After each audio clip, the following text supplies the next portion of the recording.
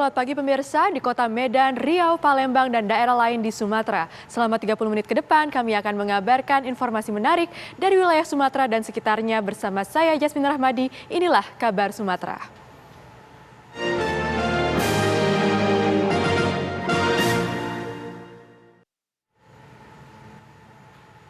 Diduga remblong, truk tangki bermuatan semen menabrak pembatas jalan di Pelabuhan Bakaheni, Lampung. Truk diduga mengalami remblong saat keluar dari pintu tol Trans Sumatera menuju ke Pelabuhan Bakaheni, Lampung. Truk menabrak fasilitas di dermaga eksekutif Pelabuhan Bakaheni.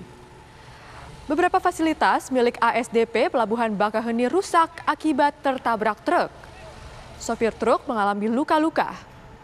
Truk yang membawa semen mencapai 35 ton itu berasal dari Bandar Lampung dengan tujuan bongkar muatan di Desa Sumur, Kecamatan Ketapang, Lampung Selatan.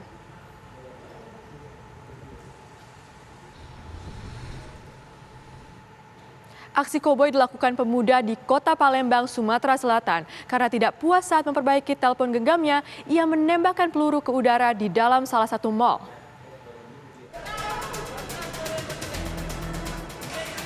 Video seorang pemuda yang mengamuk dan menembakkan peluru ke udara di dalam mal di Palembang viral di media sosial. Peristiwa terjadi saat pelaku datang memperbaiki handphonenya di salah satu konter di Mall Internasional Plaza Jalan Sudirman, Kota Palembang, Sumatera Selatan. Merasa tidak puas, pelaku sempat cekcok mulut, lalu melepaskan peluru ke udara. Pelaku juga memukul kepala penjaga konter handphone dengan senjata sehingga korban mengalami luka lecet. Dan korban kemudian menembakkan shotgun ke atas. Berapa kali bang tembak itu? Satu kali. Jadi untuk setelah ditembakkan, tersangka kemudian memukulkan shotgun tersebut ke kepala korban sehingga menimbulkan luka lecet. Pelaku mengaku senjata yang dipegangnya semata-mata untuk jaga diri dan baru kali ini dia pergunakan. Untuk mempertanggungjawabkan perbuatannya, pelaku digiring ke sel tahanan Polsek Ilir Timur 1 dan terancam hukuman 5 tahun penjara. Dari Palembang, Sumatera Selatan, Syamsul Rizal, TV One, mengabarkan. Pengiriman pekerja migran ilegal ke Malaysia kembali digagalkan oleh Polda Kepulauan Riau. 7 calon PMI ilegal pun berhasil diamankan. Inilah pengirim pekerja migran Indonesia ilegal yang ditangkap Polda Kepulauan Riau. Pelaku ditangkap pada 22 September lalu di Pelabuhan Batam Center saat akan memberangkatkan 7 orang calon PMI ke Malaysia. Kasus ini terbongkar setelah salah satu keluarga korban melapor ke polisi. Modusnya, pelaku merekrut calon PMI dengan iming-iming menjadi asisten rumah tangga. Dari masing-masing korban, pelaku mendapat keuntungan 1,5 juta rupiah. Dan seluruh biaya untuk keberangkatan para calon PMI ditanggung oleh seorang cukong di Malaysia. Kita berhasil mengamankan, menyelamatkan 7 orang calon pekerja migran Indonesia yang akan diberangkatkan ke Malaysia secara non-prosedural. Dalam kegiatan tersebut, kita amankan 1 orang pelaku yang akan membantu memberangkatkan ke Malaysia tersebut. Dia warga Kota Batam sendiri. Namun, dalam hal ini modusnya, bahwa semua biaya untuk keperluan keberangkatan PMI ini disponsori atau dimodali oleh cukong yang ada di Malaysia. Pelaku kini terancam hukuman 10 tahun penjara. Dari Batam, Kepulauan Riau, Alboin TV One mengabarkan. Pasien keracunan diduga akibat gas tambang panas bumi di Mandailing, Natal, Sumatera Utara terus bertambah. 5 pasien kembali dirujuk ke rumah sakit pada Rabu malam karena menderita mual, pusing, dan juga muntah.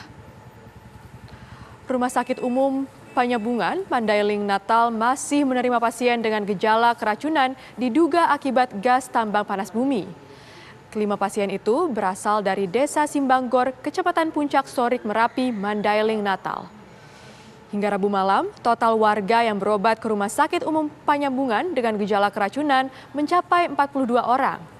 12 pasien diantaranya diperbolehkan pulang dan berobat jalan. Sebelumnya warga diduga keracunan gas panas bumi sudah berulang kali terjadi. Tahun 2020, 5 warga meninggal akibat keracunan gas ini.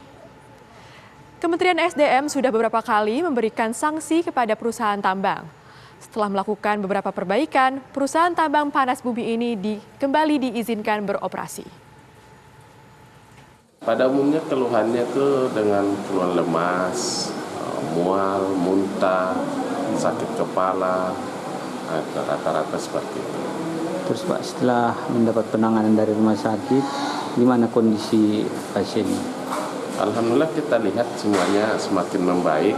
Hanya tadi juga sudah ada yang pulang, ada 8 orang yang pulang. Mungkin besok diperiksa ulang oleh dokter yang menangani, mungkin tambah lagi akan pulang. Pemirsa, Kabar Sumatera akan kembali dengan sejumlah kabar menarik lainnya. Tetap bersama kami.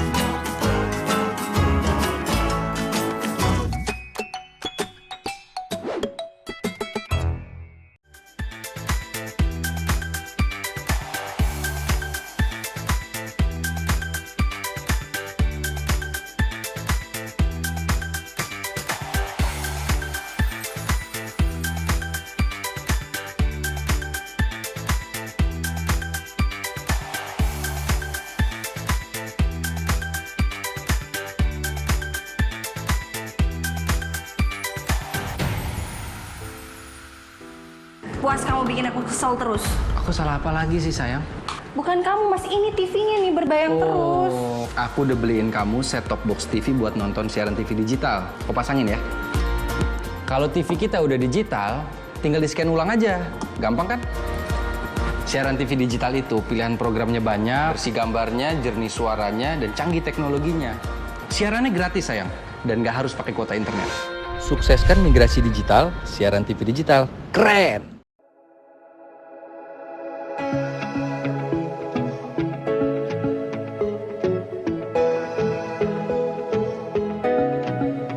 Aktual, faktual, dan lengkap adalah landasan sebuah berita menghasilkan perspektif secara tepat. Dengan dukungan teknologi terkini, hadir untuk Anda tvOneNews.com sebagai platform terintegrasi antara broadcast newsroom dan media digital. Akses segera tvOneNews.com melalui website maupun smartphone Anda berbasis Android dan iOS. tvOneNews.com.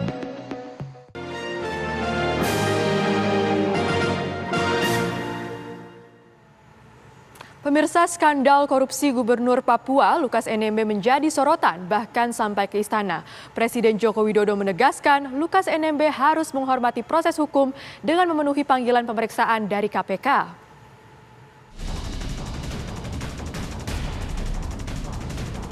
Skandal korupsi Gubernur Papua Lukas NMB menjadi sorotan, mulai dari dugaan penerimaan gratifikasi hingga kegiatan judi di luar negeri. Komisi Pemberantasan Korupsi KPK resmi menetapkan Lukas NMB sebagai tersangka pada 5 September 2022 lalu. Namun hingga saat ini, Lukas belum dapat diperiksa oleh KPK lantaran belum satu kali pun menghadiri panggilan pemeriksaan dengan alasan sakit. Presiden Joko Widodo pun angkat suara soal kasus korupsi yang menjerat Lukas. Kepala negara menegaskan, panggilan oleh KPK harus dihormati oleh semua pihak.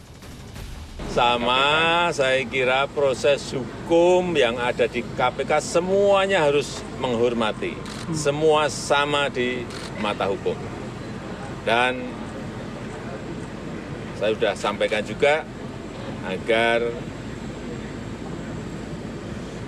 semuanya menghormati panggilan dari KPK, menghormati proses hukum yang ada di KPK. Semuanya.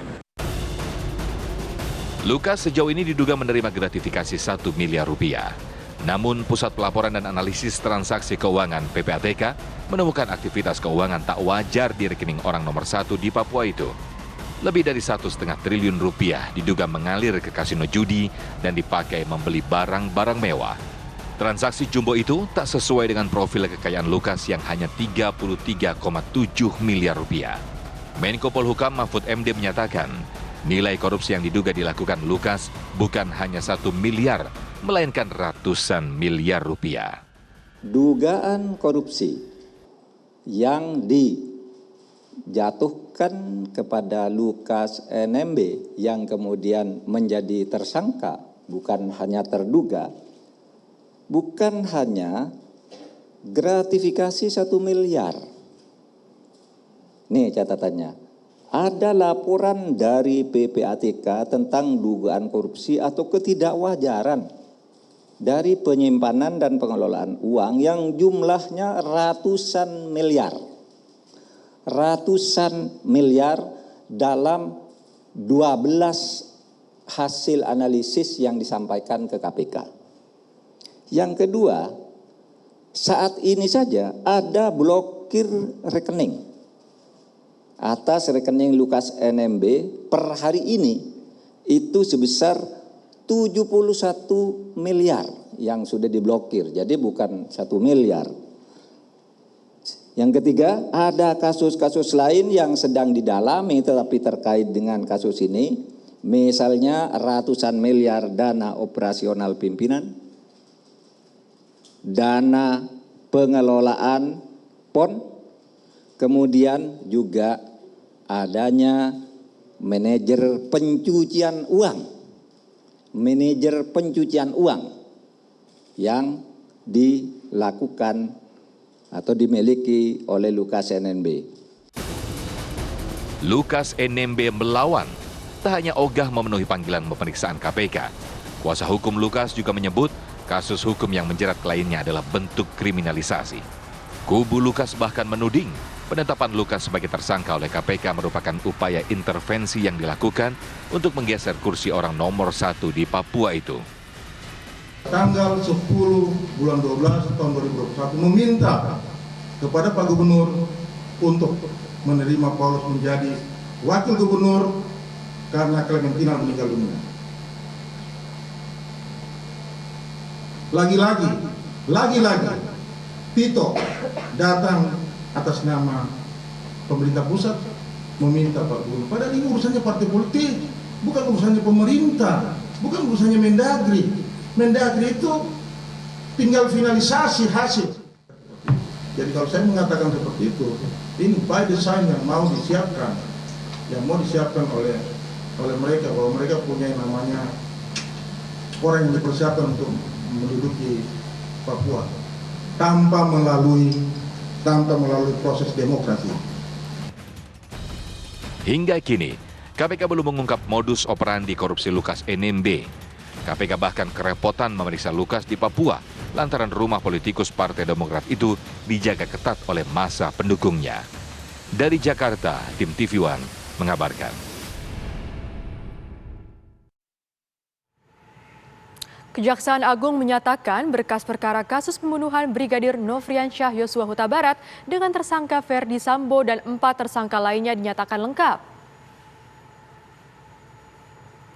Pernyataan ini dikemukakan Jampidum Kejaksaan Agung Fadil Zuhmana sore tadi. Terima kasih atas kehadirannya. Dengan lengkapnya berkas perkara tersebut, maka Ferdi Sambo dan keempat tersangka lainnya akan segera disidang.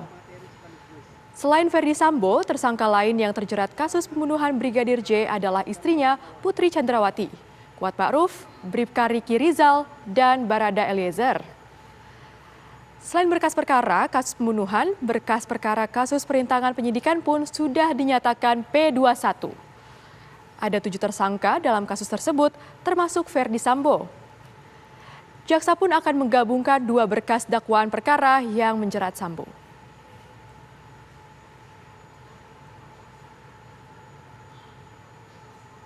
Berikutnya pemirsa, Panglima TNI Jenderal Andika Perkasa mengubah persyaratan tinggi badan minimal dan usia bagi calon taruna dan taruni untuk tahun ajaran 2022. Hal ini dilakukan agar banyak calon taruna-taruni yang bisa terakomodasi.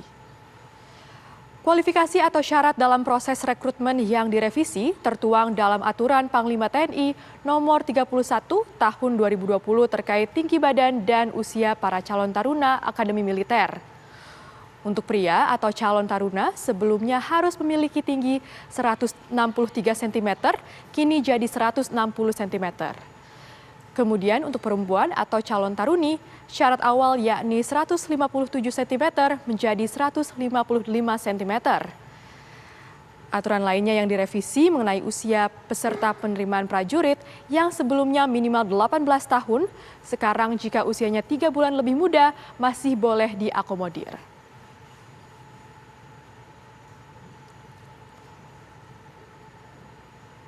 Program konversi LPG 3 kg ke kompor induksi atau kompor listrik bagi rumah tangga resmi dibatalkan.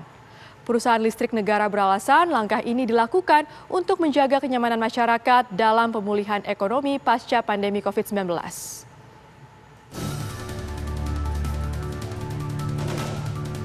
Perusahaan listrik negara atau PLN akhirnya membatalkan program konversi penggunaan LPG 3 kg ke kompor induksi atau kompor listrik bagi rumah tangga. Dalam keterangan resminya, Direktur Utama PLN Darmawan Prasojo mengatakan langkah ini dilakukan untuk menjaga kenyamanan masyarakat dalam pemulihan ekonomi pasca pandemi COVID-19. Selain itu, Darmawan memastikan tidak ada kenaikan tarif listrik untuk menjaga peningkatan daya beli masyarakat. Lebih lanjut, ia mengatakan tidak akan menghapus golongan pelanggan dengan daya 450 volt ampere. Sebelumnya dalam rapat dengar pendapat bersama Komisi 7 DPR pada 14 September 2022 lalu, Direktur Utama PLN Darmawan Prasojo menjelaskan bahwa program kompor listrik dilakukan dengan alasan untuk menekan impor LPG serta mengurangi kelebihan pasokan listrik PLN yang mencapai 6 hingga 7 gigawatt. Program ini juga disebut-sebut dapat menghemat APBN sebesar 330 miliar rupiah per tahun. Program konversi kompor induksi ternyata terbukti memberikan penghematan APBN walaupun ini masih dalam skala uji klinis yaitu 2.000 sampling saja. Ini dari sampling 23 keluarga penerima manfaat, ini ada pengurangan saving APBN yaitu sekitar 20 juta per tahun. Nah, untuk program konversi tahun 2022 selama setahun akan ada proyeksi saving APBN sebesar 330 miliar rupiah per tahun. Kemudian untuk 2023, 5 juta KPM ini akan ada proyeksi saving APBN yaitu sekitar 5,5 triliun per tahun. Dan savingnya ini dari mana? Ini dari fakta bahwa per kilogram LPG biaya keekonomiannya adalah sekitar 20.000, sedangkan per kilogram listrik ekivalen biaya keekonomiannya adalah sekitar 11.300 rupiah per kilogram listrik ekivalen. Sebelum dibatalkan, PLN sebenarnya sudah melakukan uji coba pengalihan kompor gas ke kompor listrik di 2 kota, yakni Solo dan Denpasar. Uji coba program ini bahkan menargetkan 15,3 juta pelanggan listrik subsidi untuk beralih menggunakan kompor induksi. Dari Jakarta, tim TV One mengabarkan. Sebelum akhirnya dibatalkan, program konversi kompor gas ke kompor listrik memang banyak mendapat kritikan dari berbagai pihak. Para penggunanya mayoritas berasal dari keluarga dengan tingkat ekonomi rendah atau keluarga miskin.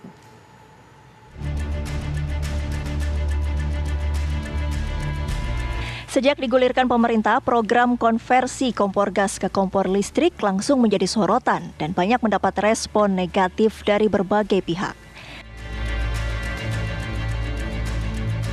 Tak hanya datang dari masyarakat umum, kritik pedas juga datang dari anggota Komisi 7 DPR, Mulan Jamila. Mulan menyebut kebijakan ini justru menimbulkan masalah baru. Menurut saya, bahkan program konversi kompor gas ke kompor induksi ini sepertinya apa yang disampaikan sama Pak Bambang ini betul, menyelesaikan masalah dengan masalah baru. Kalau kita bahas masalah kompor gas LPG 3 kilo digantikan dengan kompor induksi, ini pembahasan ibu-ibu. Berhubung saya ini ibu-ibu yang ngurusin urusan kompor di dapur gitu ya. Jadi mengerti betul sebetulnya yang dibutuhin tuh kompor apa. Kami ini para emak-emak butuh masak pakai kompor yang kayak apa. Tapi saya lihat sepertinya terlalu buru-buru gitu. Kok mendesak banget. Tadi menyampaikan katanya harga kompor induksi ini 1,5 juta. Boleh tanya enggak? Sudah termasuk wajan sama panci? Apakah tersedia berbagai ukuran? Kalau ibu-ibu tuh pasti baliknya ke situ. Belum lagi wajan pancinya mahal-mahal, Pak. Hal senada disampaikan anggota Komisi 7 DPR Ramson Siagian. Ramson meminta pemerintah melakukan kajian mendalam sehingga tidak merugikan rakyat kecil. Kita minta bahwa urusan kebijakan energi bukan urusan Dirut PLN. Dirut PLN hanya sebagai operator. Akhirnya disimpulkan bahwa 300.000 kompor listrik tersebut hanya dibuat sebagai untuk uji coba secara teknis, bukan untuk menjadi kebijakan. Jadi itu belum masuk ke dalam kebijakan. Jadi kompor listrik tersebut karena itu akan menyusahkan rakyat kecil. Karena sekali digunakan itu menggunakan daya 1.200 watt. Padahal menurut penjelasan dari PLN bahwa saluran kabel listriknya juga dibedakan, misalnya warga atau rakyat yang kapasitasnya 450 volt ampere atau VA. Sementara itu, Ketua YLKI Tulus Abadi menyatakan konversi kompor gas ke listrik justru dapat menimbulkan kekhawatiran bagi konsumen. Pertama, memang menimbulkan beragam pertanyaan dan kekhawatiran terkait dengan kebijakan ini, tapi mungkin kekhawatiran itu karena belum tersosialisasi dengan baik soal konsep kebijakan yang akan ditelurkan oleh pemerintah dan PLN. Nah, sebenarnya saya sendiri sudah lama menggunakan kompor induksi ya, dan memang sebenarnya nyaman untuk itu. Tetapi memang pada akhirnya kita juga nanti itu bisa aja di rumah kita menggunakan double kompor ya, ada kompor induksi itu sendiri dan kompor gas sebagai backup kalau tadi misalnya listrik mati atau kemudian dipakai untuk hal-hal yang lebih besar. Karena saya melihat memang kompor induksi ini memang tidak bisa dipakai untuk volume-volume yang besar ya, misalnya hajatan atau apa itu karena bentuknya yang pipih dan mungkin lebih ringkih dibanding kompor gas ya. Jadi memang bisa jadi ada double pengeluaran di tengah masyarakat, apalagi kalau pasokan listrik di daerah tersebut kurang baik. Program kompor listrik banyak mendapat kritikan karena penggunanya mayoritas berasal dari keluarga dengan tingkat ekonomi rendah atau keluarga miskin. Penggunaan kompor listrik justru dinilai menjadi beban baru di tengah kenaikan harga BBM dan harga bahan pangan yang belakangan terus melejit. Tim TV One mengabarkan.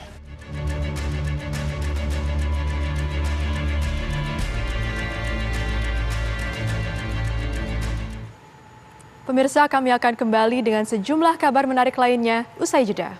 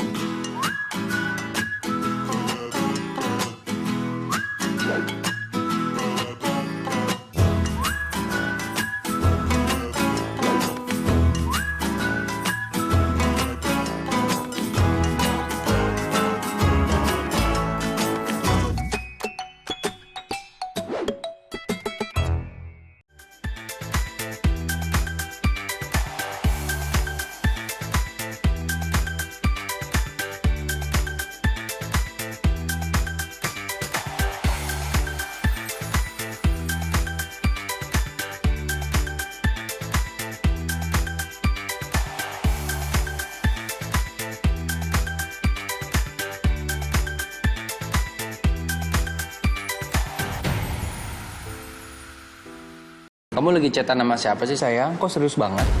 Aku lagi nonton sinetron mas di TV streaming. Habis aku males nonton di TV kita, gambarnya banyak semut. Sayang, sekarang kan siaran TV udah digital. Tinggal dipasangin set-top box-nya, langsung nyala. Ih, keren banget mas. Aku pindah nonton di TV aja. Lebih enak nonton di TV kan daripada di handphone, nanti sakit matanya. Udah gitu siaran TV digital ini banyak banget pilihan programnya. Bersih gambarnya, jernih suaranya, canggih teknologinya. Siarannya gratis dan nggak pakai kuota internet. Sukseskan migrasi digital, siaran TV digital. Keren!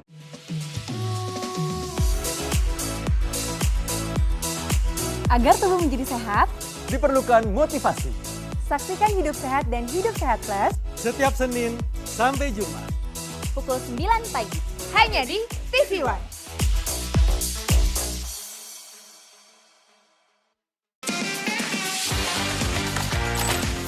tv1news.com, portal web terintegrasi, aktual, cepat dan lengkap.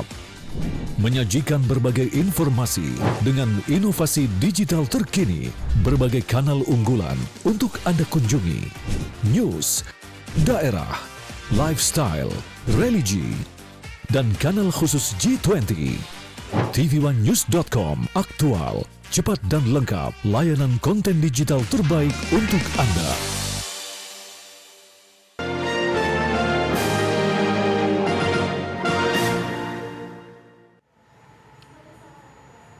Anda kembali di Kabar Sumatera. Pemirsa, kepergok pemilik rumah 2 orang pencuri burung di Kota Bengkulu menjadi aksi bulan-bulanan warga. Warga geram karena dalam 1 bulan sudah ada 4 kali aksi pencurian di lingkungan mereka.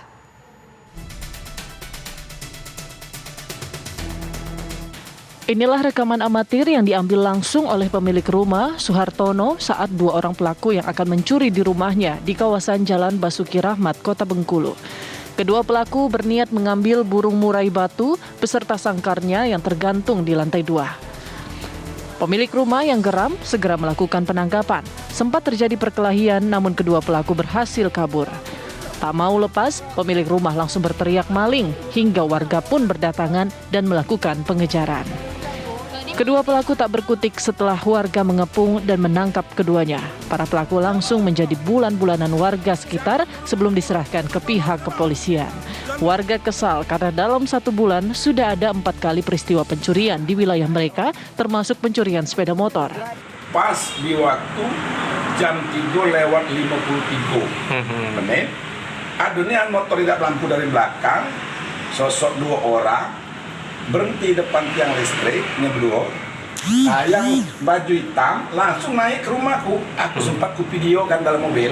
Ngincar burung dia? Iya, ngincar burung murah itu. Ku videokan dalam mobil aku tuh. Selanjutnya naik ke atas, aku keluar.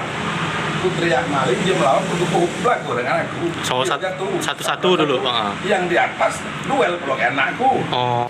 Kedua pelaku yang telah babak belur akhirnya dijemput oleh aparat Polres Kota Bengkulu. Dari pemeriksaan terungkap kedua pelaku sehari-hari bekerja sebagai buruh bangunan. Dari Bengkulu, Ferry Yustika, TV1 mengabarkan.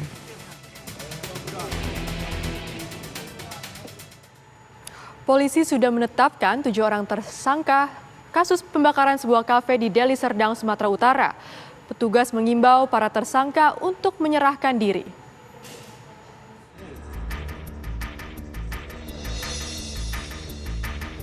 Inilah rekaman kamera pengawas CCTV yang merekam sekelompok orang tidak dikenal dengan sengaja menyiram bahan bakar di tempat hiburan malam Cafe Duku Indah di kawasan Namo Rambe, Kuta Limbaru, Kabupaten Deli Serdang, Sumatera Utara. Usai menyiramkan bahan bakar, sekelompok orang ini segera membakar bangunan kafe.